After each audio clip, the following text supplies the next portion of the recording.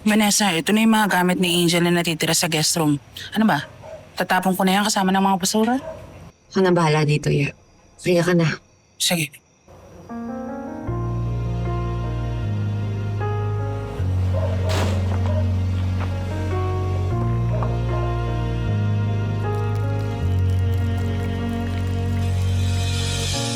Ano ba sisimulan?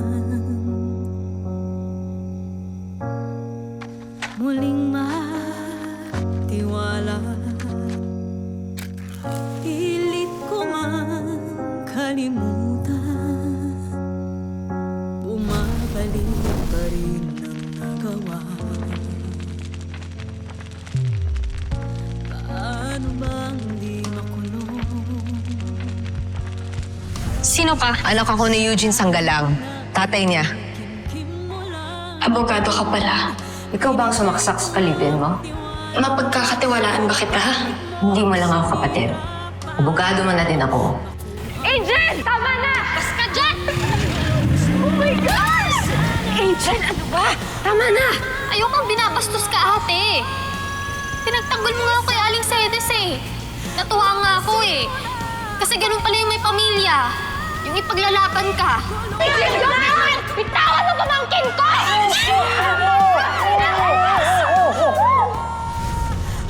Sayang, Angel. Handa pa naman ako ibigay sa'yo lahat.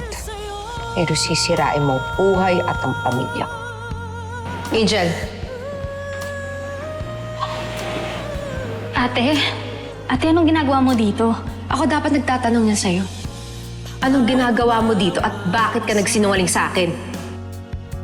Ate, hindi ko alam yung sinasabi mo. Drop the act, Angel! Aminin mo na pinlano mo to lahat. Aminin mo na ikaw tunay na kidnapper! Ate! Pwede ba huwag mo kong idein para iligtas yung sarili mo? Wala akong alam! Hayop ka! Ako pa yung palalabasin mo masama? Sana hindi na lang kita kinukom. Sana hinayaan na lang kita mahulog!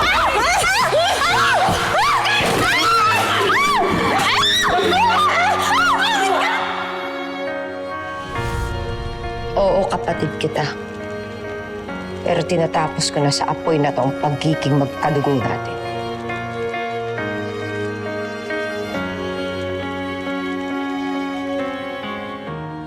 Inspector, galing ako sa Registry of Deeds kanina.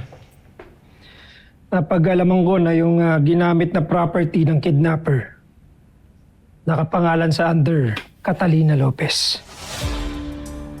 na matagal ng patay. May nakita ka bang koneksyon? Sa may-ari ng lupa at sa kung sino man kay Attorney Panganiban at Miss Sanggalang? Negative. Wala akong kahit na anong nakitang record sa magkukonekta na magkakilala sila. Ibig sabihin, Inspector, dead end ka na? Tumawag sa akin si Chief. I-reassign ako sa ibang kaso. Ang ibig sabihin, ikaw na ang magtutuloy ng investigasyon na ito. Kaya lang, Inspector, parang mahihirapan ka yata kung sino sa dalawang kapatid ang sasabi ng totoo. Kilala ko na, Inspector. Ano ibig sabihin mo, Hokum? Dumating na po ang report mula sa crime lab. May natrace na silang fingerprint doon sa natagpuan nating alahas. Isang tao lang po ang match doon sa fingerprints. Sino? Si Vanessa Panginiban po.